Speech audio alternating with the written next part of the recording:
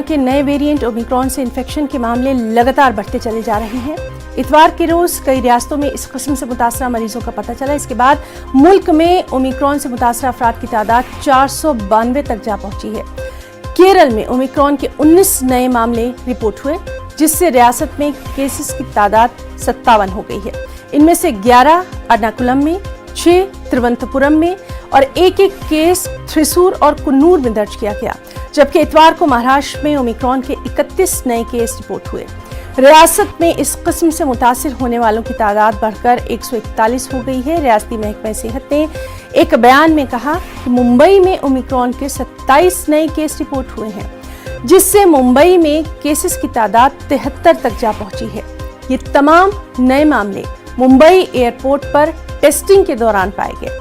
इनमें से 61 मरीज सेहतयाब होकर डिस्चार्ज हो चुके हैं। मुंबई से इस वक्त मौजूद हैं हमारे नुमाइंदे वसीम अंसारी। वसीम, ओमिक्रॉन के मामले लगातार बढ़ते चले जा रहे हैं। आपसे ताज़ा आदाद-ओ-शुमार चाहेंगे और सबसे अहम ये कि गाइडलाइंस के ताल्लुक से भी हमारे नाज़रीन को बताइए।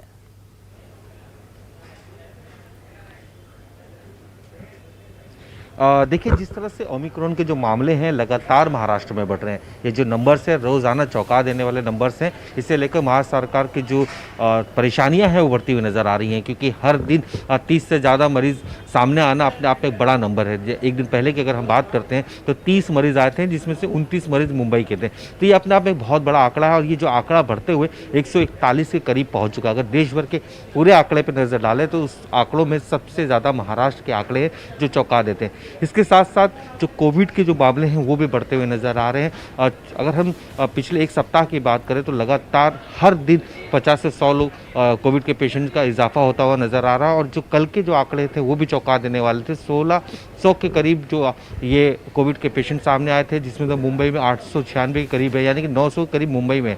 तो ये बढ़ते आंकड़े परेशानियों का सबब बनते जा रहे हैं। भले ही सरकार की तरफ से कई तरह की गाइडलाइन जारी की गई है, लेकिन अब उस गाइडलाइन की अनदेखी भी यहाँ पे देखने को मिल रही है। जिस तरह से लगातार ये कहा जा रहा है कि भीड़-भाड़ ना करें, धारा 144 लागू है मुंबई में, इसके बावजूद भी कई जगहों पे भीड़ साफ तौर पे दिखाई दे रही है।